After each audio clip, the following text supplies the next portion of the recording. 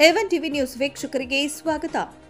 ಯಾದವ ಸಮುದಾಯ ಸಮಾಜಮುಖಿಯಾದ ಕಾರ್ಯಕ್ರಮಗಳನ್ನು ಕೈಗೊಳ್ಳಬೇಕು. ಶ್ರೀಕೃಷ್ಣ ಪರಮಾತ್ಮನ ಬದುಕು ಹಾಗೂ ಬೋಧನೆ ಸದಾ ಕಾಲಕ್ಕೂ ಪ್ರಸ್ತುತವಾಗಿರುತ್ತದೆ. ಗೀತೆಯ ಮೂಲಕ ನೀಡಿರುವ ಸಂದೇಶ ಜನರ ಬದುಕನ್ನ ಮುನ್ನಡೆಸುವ ದಾರಿದೀಪದಂತಿದೆ ಎಂದು ಉನ್ನತ ಶಿಕ್ಷಣ ಸಚಿವ ಡಾಕ್ಟರ್ ಎಂಸಿ ಸುಧಾಕರ್ ಹೇಳಿದರು. ತಾಲೂಕು ರಾಷ್ಟ್ರೀಯ ಹಬ್ಬಗಳ ಆಚರಣಾ ಸಮಿತಿ, ತಾಲೂಕು ಆಡಳಿತ, ಹಿಂದುಳಿದ ವರ್ಗಗಳ ಇಲಾಖೆ, ಕನ್ನಡ ಮತ್ತು ಸಂಸ್ಕೃತಿ ಇಲಾಖೆ ಮತ್ತು ಯಾದವ ಸಮುದಾಯದ ಸಂಯುಕ್ತ ಆಶ್ರಯದಲ್ಲಿ ನಗರದ ತಾಲೂಕು ಪಂಚಾಯಿತಿ ಸಭಾಂಗಣದಲ್ಲಿ ಹಮ್ಮಿಕೊಂಡಿದ್ದ ಶ್ರೀಕೃಷ್ಣ ಜನ್ಮಾಷ್ಟಮಿ ಕಾರ್ಯಕ್ರಮದಲ್ಲಿ ಮಾತನಾಡಿದರು.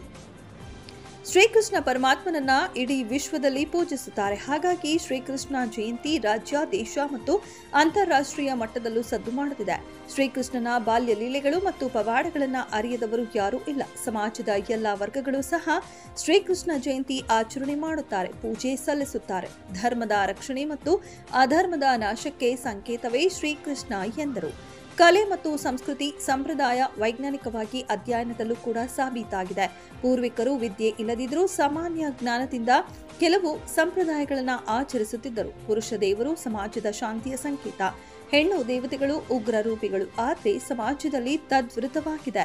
ಭಗವದ್ಗೀತೆ ಬಹಳ ಶ್ರೇಷ್ಠವಾದ ಗ್ರಂಥವಾಗಿದೆ. ಪೌರಾಣಿಕ ಚಲನಚಿತ್ರಗಳ ಮೂಲಕ ಶ್ರೀಕೃಷ್ಣನ ಲೀಲೆಗಳನ್ನು ಜನರಿಗೆ ಮನವರಿಕೆ ಮಾಡುತ್ತಿದ್ರು. ಇತ್ತೀಚೆಗೆ ಜಾಗತೀಕರಣ ವ್ಯವಸ್ಥೆಯಲ್ಲಿ ಸಮಾಜ ಬೇರೆ ದಿಕ್ಕಿಗೆ ಸಾಗುತ್ತಿದೆ.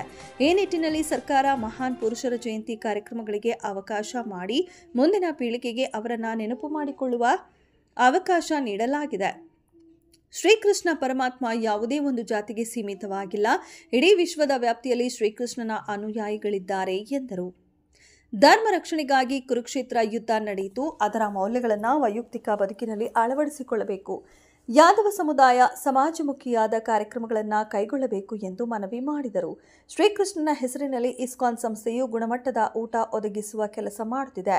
ಚಿಕ್ಕಬಳ್ಳಾಪುರದಲ್ಲಿ ಇಸ್ಕಾನ್ ಅಕ್ಷಯ ಪಾತ್ರೆ, ಶೀರ್ಲಘಟ್ಟಾದಲ್ಲಿ ಇನ್ಫೋಸಿಸ್ ನಾರಾಯಣಮೂರ್ತಿ ಸಹಕಾರದಿಂದ ವಿದ್ಯಾರ್ಥಿಗಳಿಗೆ ಮಧ್ಯಾಹ್ನದ ಊಟ ನೀಡುವ ಯೋಜನೆ ರೂಪಿಸಲಾಗುತ್ತಿದೆ. ನಗರದಲ್ಲಿ ಎಲ್ಲ ಸಮುದಾಯಗಳ ಚಟುವಟಿಕೆಗಳಿಗಾಗಿ ಸ್ಥಳಾವಕಾಶವನ್ನು ಮಾಡಿಕೊಡಲಾಗುವುದು ಎಂದು ಭರವಸೆ ನೀಡಿದರು. ಕಾರ್ಯಕ್ರಮದಲ್ಲಿ ಶ್ರೀಕೃಷ್ಣನ ಭಾವಚಿತ್ರಕ್ಕೆ ಪೂಜೆ ಸಲ್ಲಿಸಲಾಯಿತು.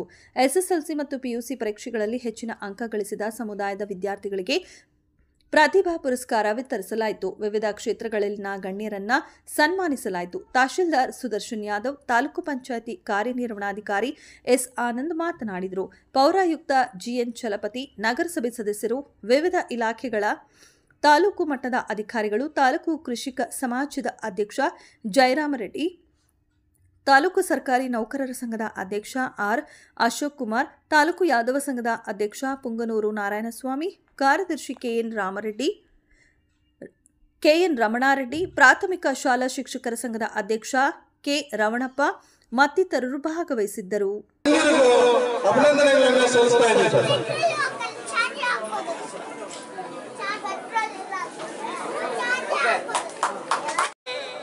ಎಲ್ಲ ಪ್ರತಿಭಾನ್ವಿತ ವಿದ್ಯಾರ್ಥಿಗಳಿಗೆ ನೆನಪಿನ ಕಾಣಿಕೆಗಳನ್ನು ಕೊಡುಗೆಯಾಗಿ ನೀಡಿದ್ದಾರೆ.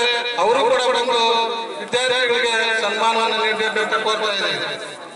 ಅದೇ ರೀತಿ BA ಕಲಾವತಿ ಮತ್ತು BA ನಗರಸಭೆ ಸದಸ್ಯರು ಇವರ ಅತಿಥಿಗಳಿಗೆ ಆಹಾರವನ್ನು ನೀಡಿದ್ದಾರೆ.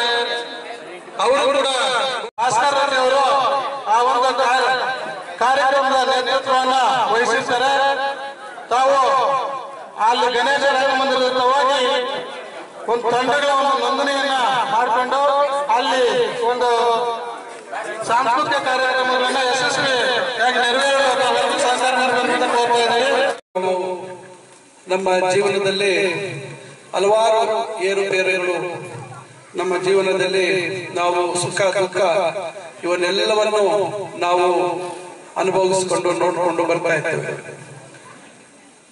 ಏನು ಮಹಾಭಾರತದಲ್ಲಿ ನಡೆದಿರ್ತಕ್ಕಂಥ ಘಟನಾವಳಿಗಳು, ಶ್ರೀಕೃಷ್ಣ ಅರ್ಜುನ ತನ್ನ ಸಂಬಂಧಿಗಳು ಅಣ್ಣ ತಮ್ಮಂದರು ಮೇಲೆ ಯುದ್ಧ ಮಾಡಬೇಕು, ಯಾವ ರೀತಿ ಮಾಡಬೇಕು ಅಂತ ಸಂದರ್ಭದಲ್ಲಿ ಶ್ರೀಕೃಷ್ಣ ಯಾವ ರೀತಿ ಭಗವದ್ಗೀತೆಯ ರೂಪದಲ್ಲಿ ಎಲ್ಲ ಜೀವನದಲ್ಲಿ ಏನು ನಡೀತದೆ ಅಂತಕ್ಕಂಥದ್ರ ಬಗ್ಗೆ ಬಹಳಷ್ಟು ವಿವರವಾಗಿ ಶ್ರೀಕೃಷ್ಣನಿಗೆ ನಮ್ಮ ಅರ್ಜುನನಿಗೆ ಈ ಯುದ್ಧ ಮಾಡಬೇಕು ಅಂತಕ್ಕಂಥ ರೀತಿಯಲ್ಲಿ ಪ್ರೇರೇಪಿಸತಕ್ಕಂಥದ್ದು ಇವೆಲ್ಲವನ್ನು ನೋಡಿದಾಗ ಶ್ರೀಕೃಷ್ಣನ ಲೀಲೆ, ಶ್ರೀಕೃಷ್ಣನ ಒಂದು ಮಹಿಮೆ ಏನು ಅಂತಕ್ಕಂಥದ್ದು ಮತ್ತು ಇವೆಲ್ಲ ಶ್ರೀಕೃಷ್ಣನ ಬಾಲ್ಯ ಯಾವ ರೀತಿ ಆಯ್ತು, ಶ್ರೀಕೃಷ್ಣ ಎಲ್ಲಿ ಹುಟ್ಟಿದ, ಏನಾಯ್ತು ಅಂತಕ್ಕಂಥದ್ರ ಬಗ್ಗೆ ಈಗಾಗಲೇ ಬಹುಶಃ ಉಪನ್ಯಾಸಕರು ವಿವಿಧ ಶ್ರೇಷ್ಠರ, ಸಂತರ, ಸಾಧುಗಳ ಮತ್ತು ಮಹನೀಯರ ಹೆಸರಲ್ಲಿ ಜಯಂತಿಗಳು ಮತ್ತು ಕಾರ್ಯಕ್ರಮಗಳನ್ನ ಆಯೋಜಿಸಿಕೊಂಡು ಬರ್ತಾ ಇರ್ತೇವೆ. ಆದರೆ ನಮ್ಮ ಜೀವನದಲ್ಲಿ ಅವನ್ನೆಲ್ಲ ಯಾವ ರೀತಿ ನಾವು ಅಳವಡಿಸ್ಕೊಳ್ತೀವಿ ಅಂತಕ್ಕಂಥದ್ದು ಬಹಳ ಮುಖ್ಯವಾದಂತ ವಿಚಾರ. ಅದರಿಂದ ಇವತ್ತು ಶ್ರೀಕೃಷ್ಣ ಅಂತಕ್ಕಂಥದ್ದು ಒಂದು ಯಾವುದೋ ಕುಲದಲ್ಲಿ ಅಥವಾ ಸಮುದಾಯದಲ್ಲಿ ಹುಟ್ಟಿರ್ಬೋದು, ಆದ್ರೆ ಶ್ರೀಕೃಷ್ಣ ಒಂದು ಜಾತಿ, ಒಂದು ವರ್ಗಕ್ಕೆ ಅವರು ಸೀಮಿತವಾಗಿ ಇರ್ತಕ್ಕಂಥದ್ದಲ್ಲ. ತಮಗೆ ಗೊತ್ತಿದೆ, ಬೆಂಗಳೂರಿನಲ್ಲಿ ಇರ್ತಕ್ಕಂಥ ಇಸ್ಕಾನ್ ಸಂಸ್ಥೆ ಇವತ್ತು ಇಡೀ ಪ್ರಪಂಚದಲ್ಲಿ ಶ್ರೀಕೃಷ್ಣನ ಒಂದು ಮಹಿಮೆಯನ್ನ ಯಾವ ರೀತಿ ಪ್ರಚಾರ ಮಾಡ್ತಾ ಇದ್ದಾರೆ ಅಂತಕ್ಕಂಥದ್ದನ್ನು ತಾವು ನೋಡ್ಬೋದು. ಇತ್ತೀಚೆಗೆ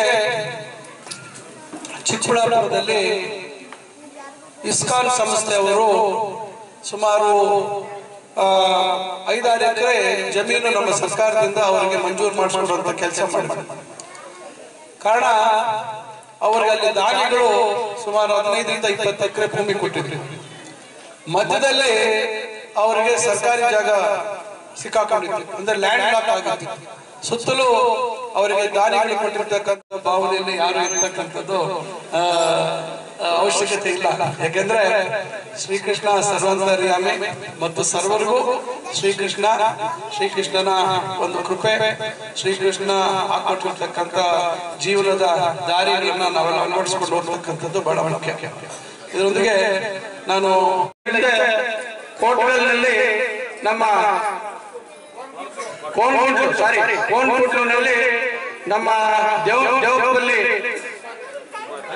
ತಿಮ್ಮಾರೆಡ್ಡಿಯವರು ನಮಗೆ ಒಂದು ಯಾದವ ಸಂಘವನ್ನು ಕಟ್ಟಲು ಪ್ರಯತ್ನ ಮಾಡಿ, ಆಗ ದಂಡಪಾಲ ಅಶ್ವತ್ಥವರು ನಾವು ಮುದ್ಕೃಷ್ಣ ಇಂದು ತುಂಬಾ ಜನಗಳನ್ನು ಕರೆಸಿ ಕೋನ್ಪುಟ್ಲುನಲ್ಲಿ ಊಟ ಅರೇಂಜ್ ಮಾಡಿ ಒಂದು ಯಾದವ ಸಂಘವನ್ನು ಕಟ್ಟೋದಕ್ಕೆ ಪ್ರಯತ್ನ ಮಾಡಿ ಸಂಘವನ್ನು ಪ್ರಾರಂಭಿಸಿದ್ದು. ಆದ್ರೆ ಕೆಲವು ಕಾರಣಾಂತರಗಳಿಂದ ಆ ಸಂಘವು ಸ್ಥಗಿತಗೊಂಡಿತ್ತು. ಆಮೇಲೆ ಕೆಲವು ದಿವಸಗಳಾದ್ಮೇಲೆ ನಮ್ಮ ಎ ಕೃಷ್ಣಪ್ಪನವರು ಸಾಹೇಬ್ರ ಹತ್ರ ನಾವು ಚಿಂತಾಮಣಿ ತಾಲೂಕಿಗೆ ಏನಾದ್ರೂ ಒಂದು ಸಹಾಯ ಮಾಡಬೇಕು, ನಮ್ಗೆ ಏನಾದ್ರೂ ಒಂದು ಕೊಡುಗೆ ಬೇಕು ಅಂತ ಪ್ರಯತ್ನ ಮಾಡಲು ಹೋಗಿ ಮಾತಾಡಿದ್ರು. ಆದ್ರೆ ಆಗ ನಮ್ಮ ಎ ಕೃಷ್ಣಪ್ಪನವ್ರು ಹೇಳಿದ್ರು, ನೀವು ಏನೇ ಮಾಡಿದ್ರೆ ಏನೇ ಆಗಲಿ ವಿದ್ಯಾಭ್ಯಾಸಕ್ಕೆ ಅನುಕೂಲವಾಗುವಂತೆ ಏನಾದ್ರೂ ಒಂದು ಮಾಡಿ ನಮ್ಮ ಸಹಾಯ ನಿಮ್ಗಿರುತ್ತೆ, ನೀವು ಅದನ್ನ ಪ್ರಯತ್ನ ಮಾಡಿ, ನಾನು ಪ್ರಯತ್ನ ಮಾಡಿ ನಾನು ಕೂಡ ಸಹಾಯ ಮಾಡ್ತೀನಿ, ಅದಕ್ಕೆ ಏನಾದ್ರೂ ಇದ್ರೆ ನೀವು ನಮ್ಮ ಹತ್ರ ಬನ್ನಿ, ನೀವೆಲ್ಲ ಮಾತಾಡ್ಕೊಂಡು ಚಿಂತಾಮಣಿ ತಾಲೂಕಿನವರೆಲ್ಲ ಸೇರಿ ಮಾತಾಡ್ಕೊಂಡು ಬನ್ನಿ ಅಂತ ಹೇಳಿದ್ರು. ಆವಾಗ ನಾವು ಮತ್ತೆ ಒಂದು ಸಂಘವನ್ನು ಕಟ್ಟಲಿಕ್ಕೆ ನಮ್ಮ ಬಣ್ಣವಿನ ನಾರಾಯಣಪ್ಪನವರನ್ನ ಅಧ್ಯಕ್ಷ